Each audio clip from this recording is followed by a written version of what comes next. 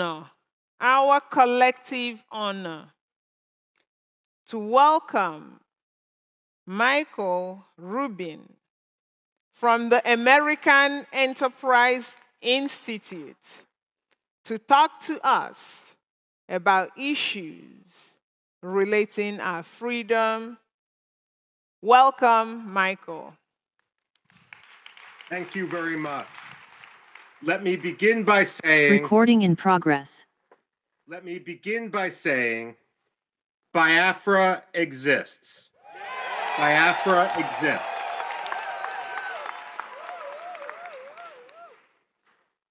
When I analyze, it's important to recognize the obvious.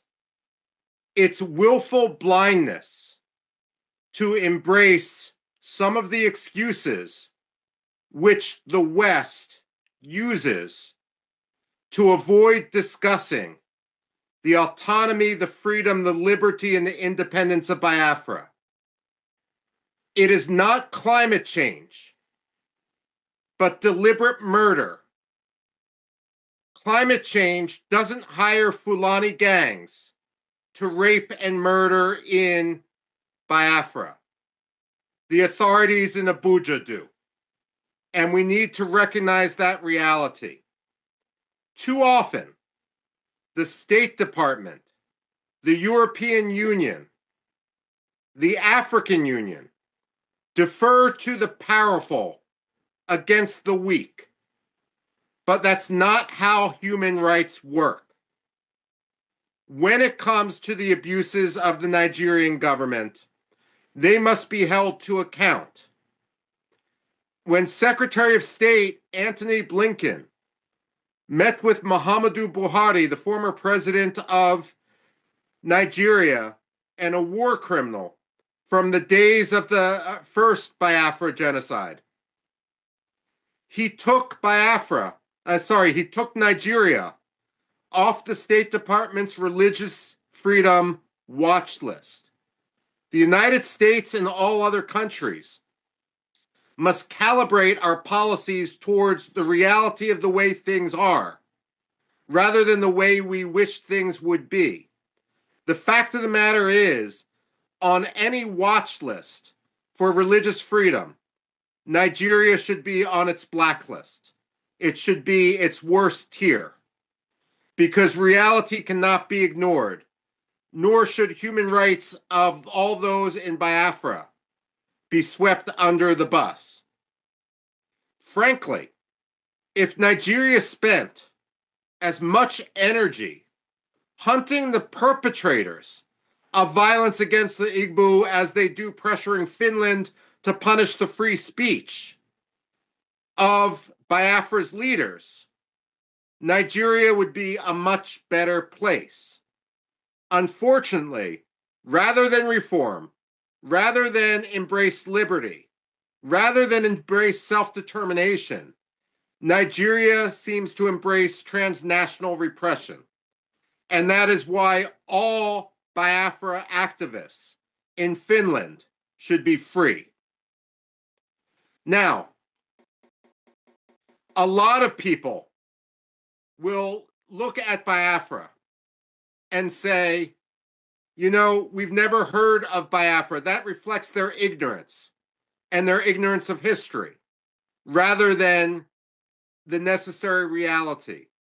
But then you will have some naysayers who will say, why are you declaring independence, redeclaring independence in Finland, rather than in Biafra itself? And again, that reflects an ignorance of history for those who might criticize.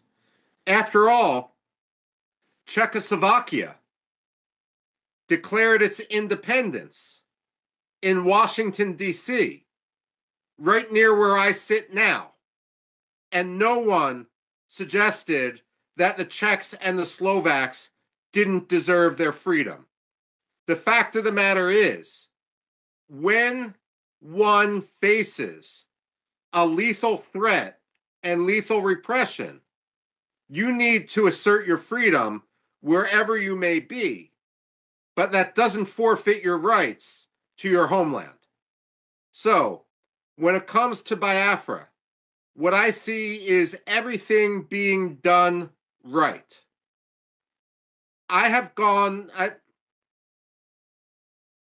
Let me put it this way. Again, I say this as an academic. I've been to many places around the world in which people desire their freedom. I've been to Iraqi Kurdistan, Turkish Kurdistan, and Syrian Kurdistan. And I've written a book where, while I empathize with the Kurds, they are not yet ready for independence because they have not taken the basic steps to form a unitary government that can step into the vacuum on day one and lead their people.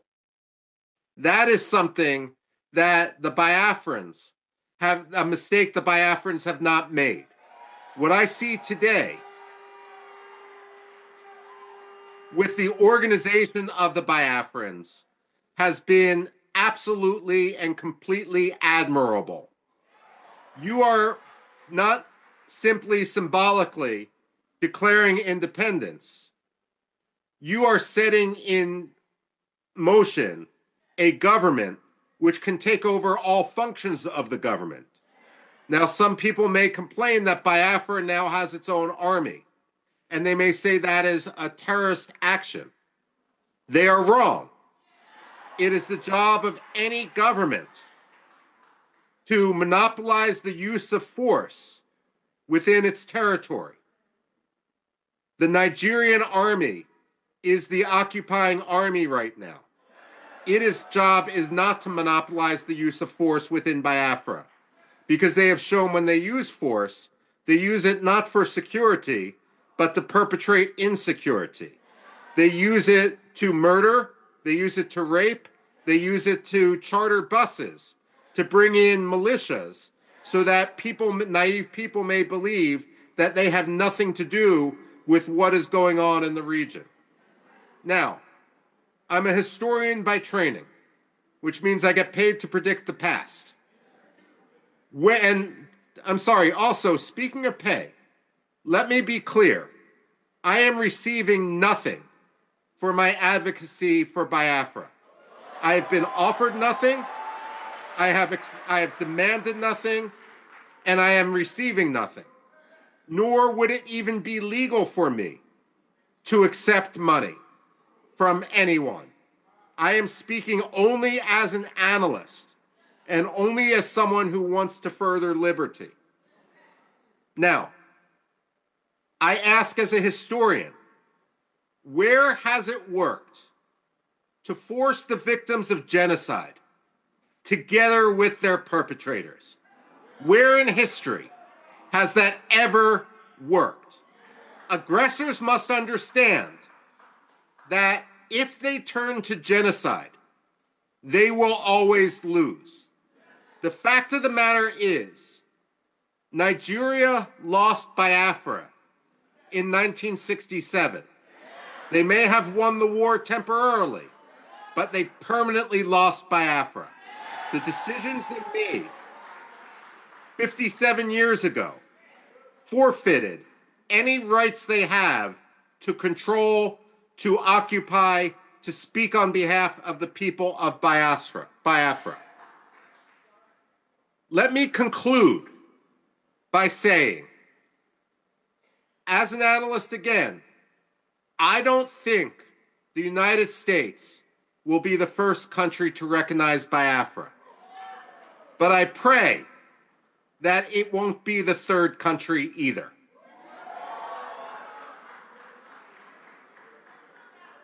Biafra to move from Finland and to lobby vociferously, night and day, in order to ensure that the African Union recognizes that Biafra is already more organized, already more capable of statehood, already will have a higher standard of living, already will be at peace with itself and its neighbors more than many other African countries. And therefore, it will be a boon to Africa, a boon to the African Union, a boon to the spread of democracy in the region, an anchor for stability in the region, in an area that is increasingly unstable, especially as people come from the north in order to destabilize. So let me conclude by saying, with my very short remarks, that I wish I could be with you there today. Family prevented me from coming, but I admire what you're doing, I follow what you're doing, and I pray for what you're doing. Long live Biafra.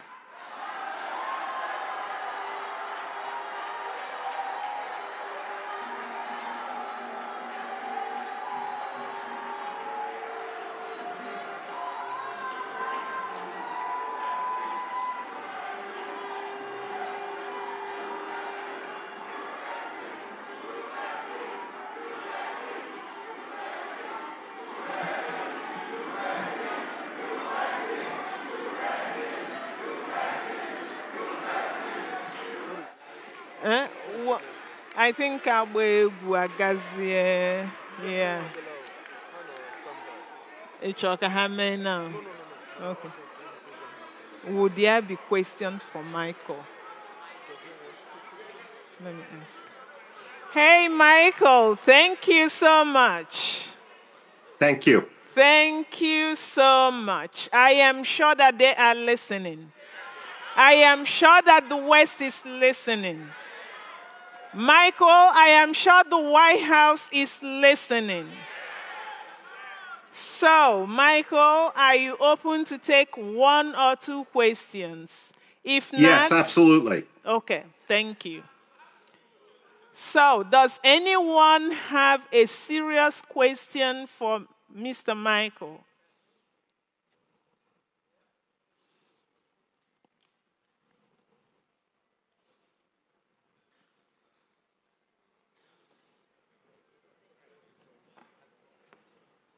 Oh, hail Biafra. Mr. Michael, I thank you for taking the opportunity to speak to Biafrans, and we appreciate what you're doing. My question is, have you had a cup of tea with Donald Trump this morning? I've had a cup of tea, but that's all. We need to know.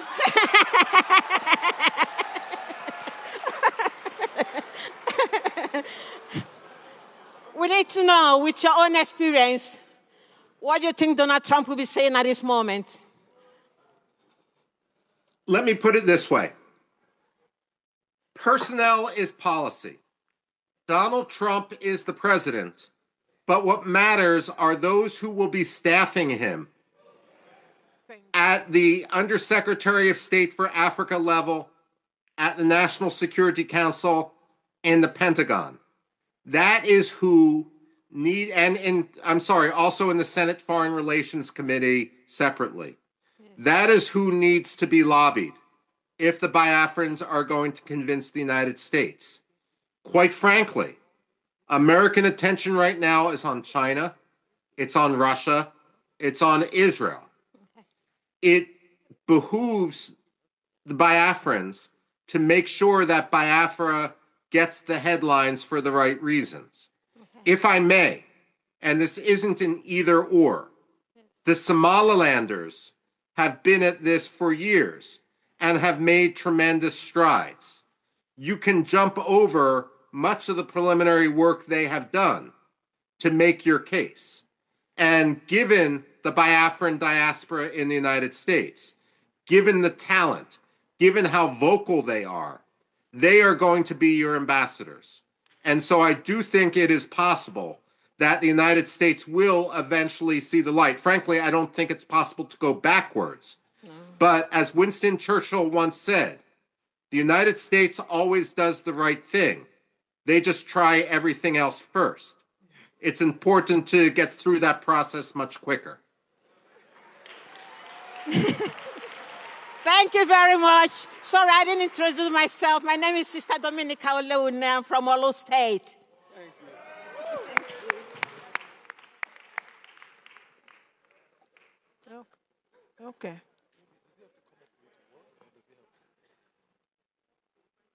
Yeah. Okay. Do you want to take it to him? Thank you.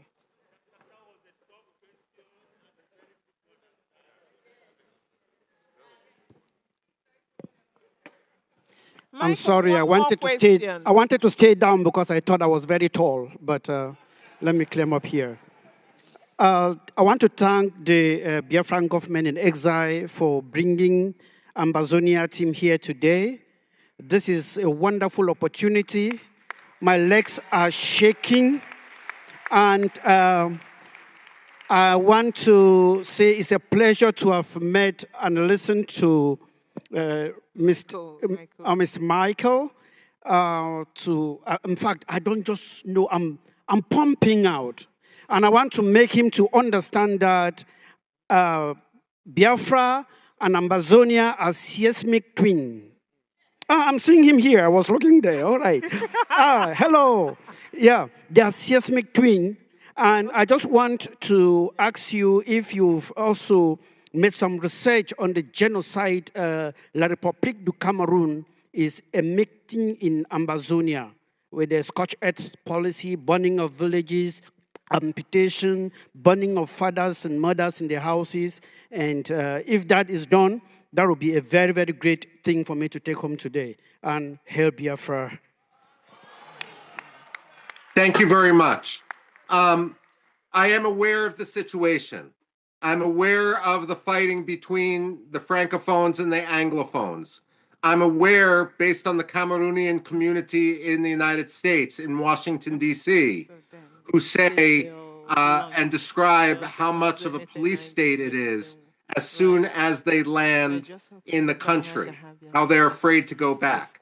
I've been in, I've listened to phone calls that people have put on speakerphone to hear about the situation back home. So I am aware of the situation. Aside from a brief airport layover in Douala, I've never actually been to Cameroon. And I would hope to be able to write more about it in the future. The closest I have gotten is to the Central African Republic. But look, without doubt, this is my frustration with the United States. Africa is the second most populous continent. It is, when I look at the economy of Africa, largely, the fact of the matter is Africa is the continent of the 21st century. And I find it shameful, the difference between the rhetoric of the United States and the reality of our policy. We should not be ignoring Africa anywhere. And that means not only the good news stories, but also the problems, such as what's happening in northern Cameroon. Thank you. Thank you, Michael. Thank you. Yeah, please, do you still have time for a few more questions? A lot of people. Of course I do. Okay, thank you. You won. Just a second. Thank you. Yeah, you can come.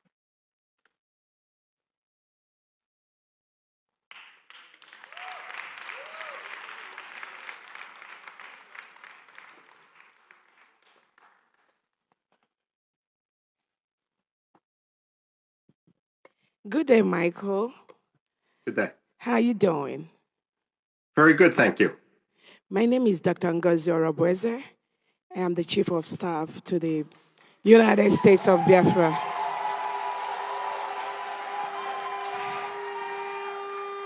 I thank you for your comments. Don't really have any question for you because what you've said is what any sensible, decent human being will say. But I just want to use this opportunity on behalf of my Prime Minister, our Prime Minister, Simon Ekpa, to thank you for standing up for Biafra. Please continue to do what you're doing for us. Biafrans and generations unborn will be very, very kind to you. That's all I need to say. Thank you so much. Thank you so much, and I pray that we will be able to see him in person soon. Free from Finnish prison. Thank you.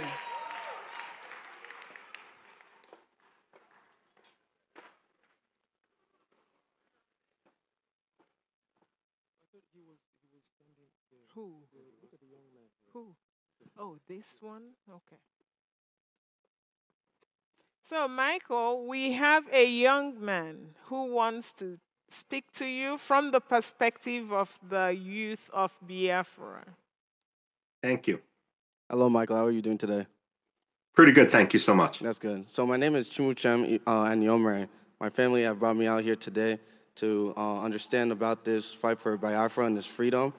And my question is there any way or any advice that you can give to us to be able to, influence the other young students or young people who want to try and at least contribute or try and help out spreading the word and trying to get a lot of people to get involved with this freedom for our Biafra and everything? Yes. My advice is always write, and write. But don't write simply for the Biafran community. You're writing for people who already agree with you. You want to write specifically for non-Biafrans. You want to write for people that disagree with you. You never want to look at someone as your enemy, but rather as someone who is wrong and needs to be convinced to be right. And if you push them into a corner, it's natural human nature that they're going to dig in their heels.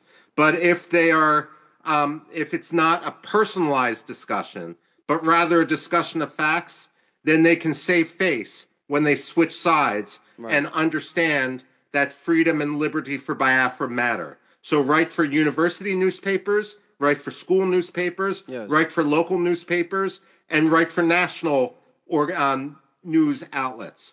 What I would always say, again, as a writer, and this is something that I've always scratched my head about. You can see I've scratched all my hair off. The fact of the matter is that people will say, not on the Biafra issue, but on other issues, I wrote a letter to the New York Times and they refused to publish it, so I'm emailing it around, and the letter is 2,000 words long. Wow. But New York Times letters are only 125 words. It's not that the New York Times disagreed with Biafra. It's that the letter didn't fit the format. So my advice as someone who's published more than 4,000 op-eds, articles, book chapters, and so forth, is you always look at the other letters, articles, and so forth that are published, and you copy the style precisely. No one is going to make an exception for you. So once you get the system, it's actually easy to get published. Editors need a lot of material. I would also say, and I say this, one of my jobs is as an editor. Editors can be very lazy people. If I have two pieces that come in, and one is already perfectly edited and only takes me 5 minutes to go through, and the other one is a mess and takes me 2 hours to work on, I'm going to go on the one that takes me 5 minutes. Okay. And so it's important that the editor's job isn't to make it publishable, it's the writer's job. But you guys have the content. You guys have the facts on your side. Right. It's just a matter of figuring out how to get them to the public. Okay. And for that, I commend your energy. Thank you so much. Thank you. God bless everyone. Thank you. God bless you.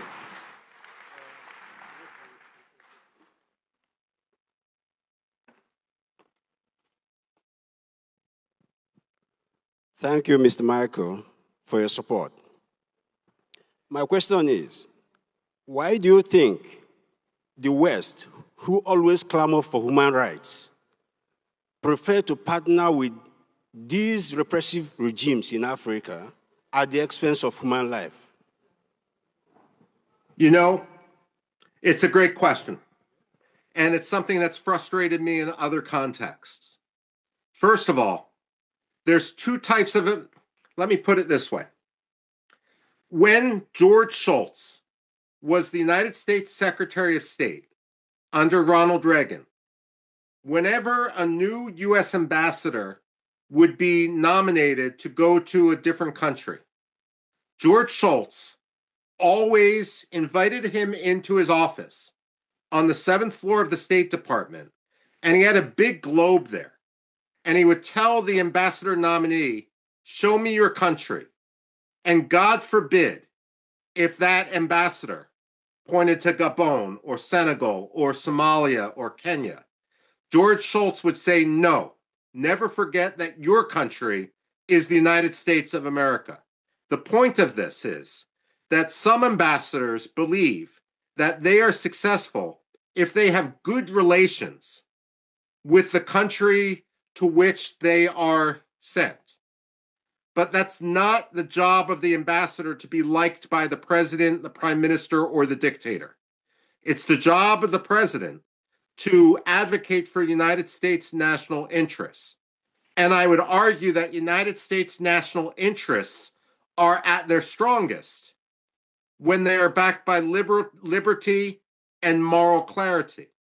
So, rather than have an ambassador who simply wants to have good personal relations with an undemocratic leader and therefore endorses undemocratic things or ignores real problems, it's essential that we stand with moral clarity, even if it makes for an uncomfortable meeting.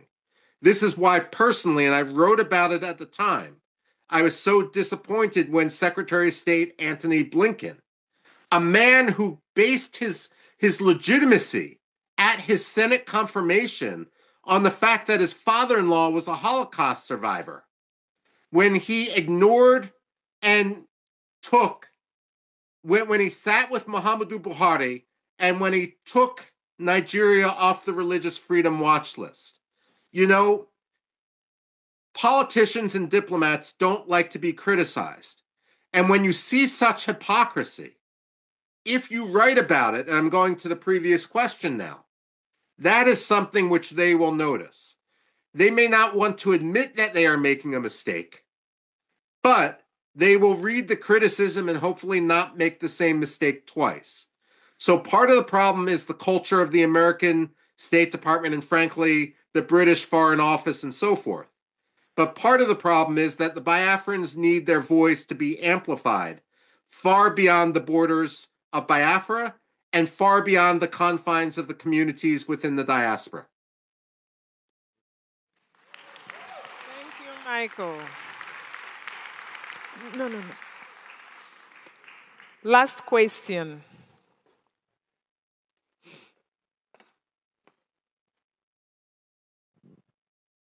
Thank you, Michael. Thank you. Yeah, we really appreciate you. I have two questions for you. Okay. Yes. Can you please promise the Biafran people that you will keep exposing the Nigerian government and keep exposing their atrocity, and you do the best you can to write up more, whatever you can, to speed up the release of our leader, our Prime Minister, Simon Ekpa, which I call my boss. I came across one of your tweets. That was really good. We appreciate you. Please promise the Biafran people that you will keep helping us in fighting our cause. We look up to you, and we believe that you know what we are fighting for, and we really appreciate you. And can Biafran people hear from you? If we hold you accountable with your word that you will always be with us? Yes. The short answer is yes. The longer answer is the American Enterprise Institute is a nonprofit. I am given the authority to write about whatever I want. There is no pay to play. I am not a lobbyist. I accept no money for my writing. I write based on the principle of what I see, with an effort driven only by me to pursue and to try to change American policy to what I believe would be more just. And therefore, when it comes to me, you don't need to worry about any contract running out or anything like that. That's not why I'm involved. And again, I will never accept any money from a Nigerian. I will never accept any money from a Biafran. I will never accept any money from a lobbyist. I'm doing this because it's right, and therefore I will continue to do it. It's a publish or perish world for an academic, and I'm hooked on the Biafran cause. Thank you very much. One more again, Congressman Jim Moran, which I know you know, and he's our lobby, and we actually have an alliance here with us as well.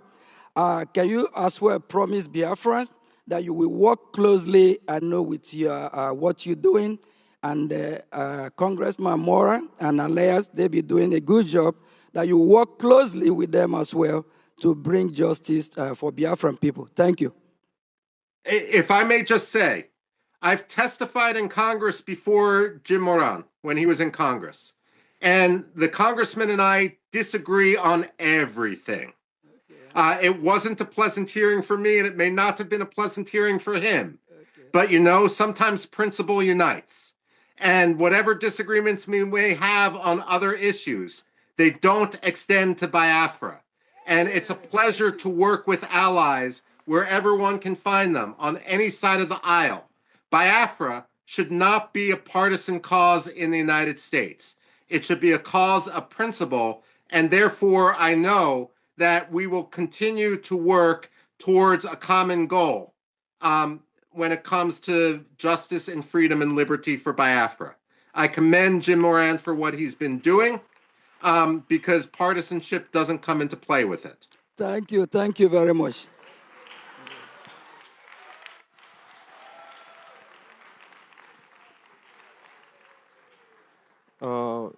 Mr. Rubin, thank you very much for your commitment in putting the truth out there to the public. On behalf of the Prime Minister, as the government representative in Europe, and I also live in Finland here, in your own words, what would you tell the Finnish authorities right now in regards to the allegations of incitement by our Honorable Prime Minister? You know, Finland's got to be on the right side of history.